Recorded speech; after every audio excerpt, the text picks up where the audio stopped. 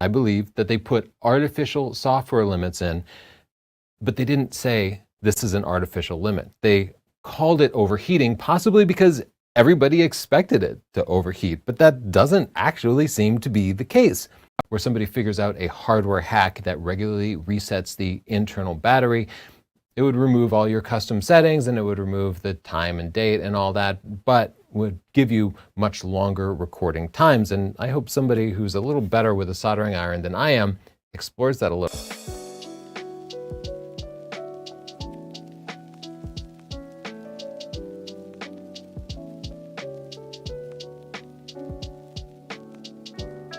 And adding that little fan on the outside on top does something. Bitch, shut the fuck up. I didn't become a thermal engineer by spending 34 minutes Googling how to do this just so you could question my expertise.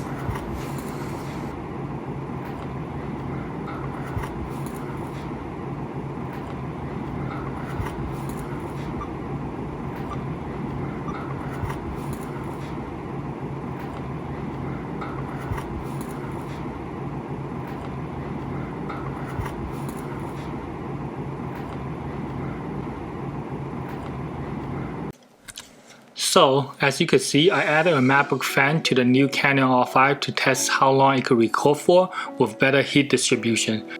I measured the temperature in 3 different points. The first point is the camera body where the CPU is located. The second point is the upper part of the heatsink where it's sticking out of the camera. And the third point is where the MacBook fan is located. Also, on the side note, when I put the temperature gun closer to the camera body, it's actually reading 10 degrees higher than what it's displaying on the screen, so keep that in mind. But the temperature for the other 2 points is about the same. So the first temperature measurement I got from the camera was at the 2-minute mark. The body was at 69 degrees Fahrenheit, the upper heatsink was at 68 degrees Fahrenheit, and the fan I forgot to measure it the first time. Again, keep in mind when I put the temperature on closer to the body, it shows 79 degrees Fahrenheit. At 12 minutes, the camera body was at 82 degrees Fahrenheit, the upper heatsink is at 87 degrees Fahrenheit, and the MacBook fan is at 75 degrees Fahrenheit.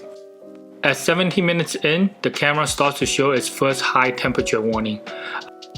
I measured the temperature at the 20-minute mark and it shows that the camera temperature was at 88 degrees Fahrenheit, the upper heatsink was at 90 degrees Fahrenheit, and the MacBook fan is at 75 degrees Fahrenheit, which is only a little higher than the reading at the 12-minute mark.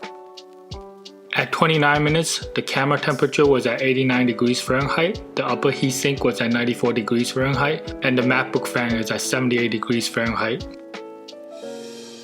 This is the right heatsink from the MacBook Pro A1425 to be exact. In hindsight, I should have added a bigger fan like the one from the 1502, but this is the only one I have on hand. For the people that doesn't want to watch this whole video, I'll give you the TLDR and tell you right now that this works. The camera kept recording at 8K for over an hour and 20 minutes. Towards the end, the camera didn't heat up too much. The only thing that overheated was the memory card at the 40-minute mark. I understand why they put a 1-hour hard timer for the cooldown.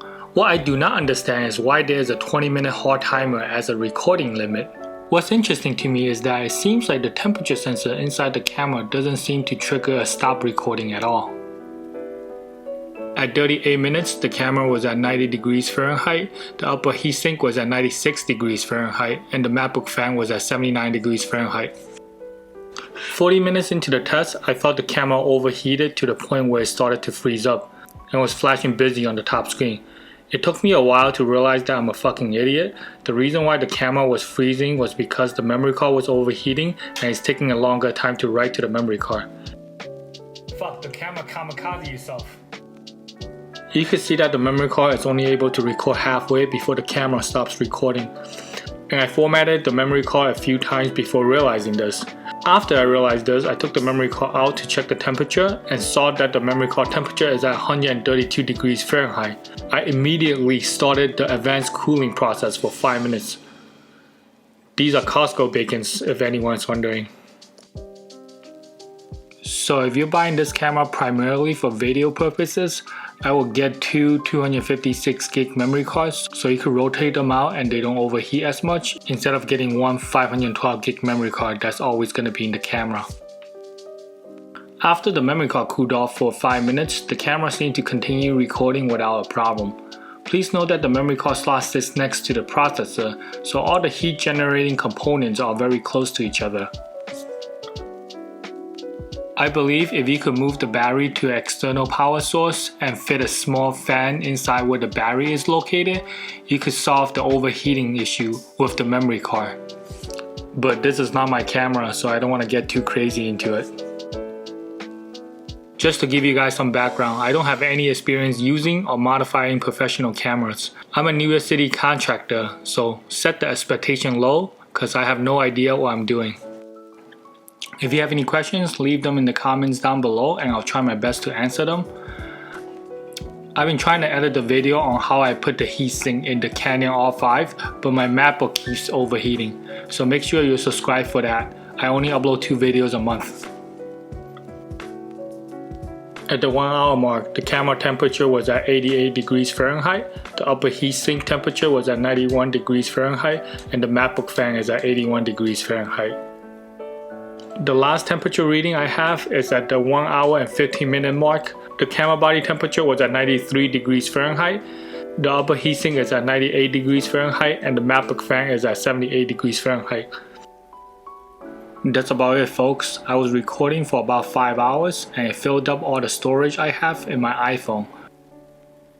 What I end up doing is soldering this button to the internal battery through one of the screw holes on the bottom of the camera.